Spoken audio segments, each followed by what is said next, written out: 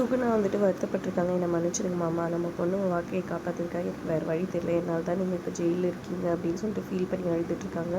இங்கே ஒரு பக்கம் நம்ம இந்துவை நினச்சி பார்த்துட்ருக்காங்க. எனக்கு தெரியும்க்கா, அவங்க பொண்ணுக்காக ஏதோ ஒரு பெரிய ஸ்டெப் எடுத்திருக்கீங்க. இந்த ஆம்பளைங்களுக்கு தெரிஞ்சால் தேவையில்லாத உங்களை என்ன பண்ணுவாங்களோ தெரியல, என்னோட அந்த உண்மை புதஞ்சு போட்டோம், அதனால தான் அந்த வீடியோ கூட டெலீட் பண்ணேன், நீங்கள் தான் அதை பண்ணீங்கன்னு தெரியக்கூடாதுன்றதுக்காக தான் இந்த மாதிரி மனசுக்குள்ளே வந்துட்டு நினச்சிக்கிறாங்க ஒரு பக்கம்.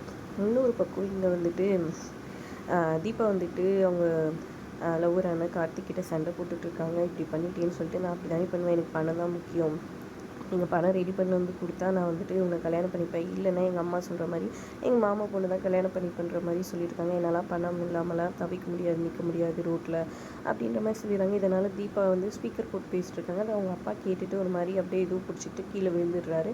அப்புறம் தீபா வந்து பார்த்துட்டு பக்கத்து வீட்டுக்காரங்களெல்லாம் கத்தி கூப்பிட்றாங்க.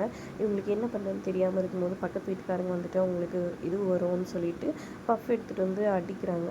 இதெல்லாம் எப்படி உங்களுக்கு தெரியும்னு சொல்லி கேட்க, தீபா வந்துட்டு அவங்க அப்பாவுக்கு இது பண்ணும்போது பார்த்துருக்கம்மா, ரொம்ப கஷ்டப்படுவார், நிறைய டைம் இது வந்துட்டு பண்ணியிருக்கா, அதனால தான் இது பண்ணியிருக்கா அப்படின்ற மாதிரி சொல்கிறாங்க. அப்புறமா அந்த பக்கத்து வீட்டுக்கார அக்கா வந்து இந்துக்கு கால் பண்ணி இந்த மாதிரி உங்கள் அப்பாவுக்கு ஆயிடுச்சுன்னு சொல்ல, ஹாஸ்பிட்டலில் சேருங்க, நான் உடனே வந்துடுறேன் அப்படின்னு சொல்லிட்டு பதட்டமாக சொல்ல, இல்லை ஒன்றும் ஆகலை, நாங்கள் சரி பண்ணிட்டோன்ற மாதிரி சொல்கிறாங்க. சரிக்கா, ரொம்ப தேங்க்ஸ்க்கான்னு சொல்கிறாங்க. எப்படியாவது பணம் ரெடி பண்ணிவிடுமா, அவர் உங்கள் அக்கா கவலையில் தான் இருக்காருன்னு சொல்கிறாங்க. இதனால் என்ன பண்ணுறதுன்னு தெரியாமல் முடிச்சுட்ருக்காங்க இந்து.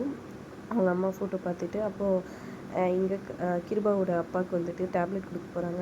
உனக்கு நாங்கள் நன்றி கடன் பட்டிருக்கோம்மா, உனக்கு நான் ஹெல்ப் பண்ணுறேன்னு சொல்கிறாங்க. நன்றி கடனா அப்படின்னு கேட்க, அதெல்லாம் ஒன்றும் இல்லைம்மா, நான் சொல்கிற ஃபினான்ஷியரை போய் பாரு, நான் சொன்னால் அவர் பணம் கொடுப்பாரு, காலைல போய் பாருன்னு சொல்கிறாங்க. சரின்னு தீபாவும் அதாவது இந்துவும் வந்துட்டு கிளம்பி காலையில் வந்துட்டு அவரை போய் பார்க்குறாங்க.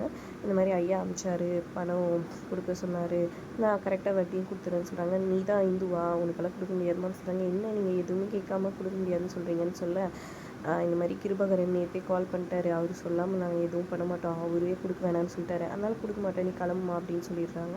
அதை கேட்டவுடனே இந்துக்கு என்ன பண்ணுறதுனே தெரியல. உடனே அவர் கால் பண்ணி திவாகருக்கு கால் பண்ணி இந்த மாதிரி சொல்கிறாரு. அந்த பொண்ணு வந்து கேட்டுச்சு, நான் கொடுக்க மாட்டேன்னு சொல்லிட்டேனோடனே ஒரே சந்தோஷப்படுறாரு அவர். இந்துக்கு என்ன பண்ணுறதுனே தெரியாமல் முழிக்கிறாங்க. இங்கே எல்லாருமே சந்தோஷமாக இருக்காங்க.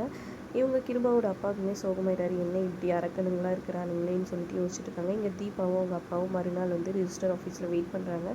கார்த்திக் அவங்க அம்மா அப்பாவோட வராரு. மாலையும் கழுத்துமா அவங்க மாமா பொண்ணு கூட வந்து இறங்குறாரு. எப்படியும் உன் தங்கச்சி பணம் எடுத்துகிட்டு வர போகிறது இல்லை, என் அண்ணன் பொண்ணுக்கும் என் பையனுக்கும் தான் கல்யாணம் நடக்க போகுதுன்னு கார்த்திக்கோட அம்மா வந்துட்டு தௌலத்தாக சொல்லிட்டு இருக்காங்க. தீபாவுக்கு என்ன பண்ணுறதுன்னு தெரியாமல் முடிச்சுட்டு இருக்காங்க அவங்களும் அவங்க அப்பாவும். பொறுத்திருந்து பார்க்கலாம் என்ன நடக்க போகுதுன்ட்டு. இங்கே கர்ணாக்கு வந்துட்டு ஏதோ பணம் வசூல் பண்ணி அதை எடுத்துகிட்டு போய் ஒரு இடத்துல கொடுக்க சொல்லி ஒரு கடையிலேருந்து கொடுக்குறாங்க. அதை எடுத்துகிட்டு வராரு கர்ணா. ஒரு வேளை அதை கொண்டு வந்து தீபா கிட்ட கொடுத்துட்டு வரான்றதையும் பொறுத்திருந்து பார்க்கலாம். வீடியோ பிடிச்சிருந்தா லைக் பண்ணிக்கோங்க.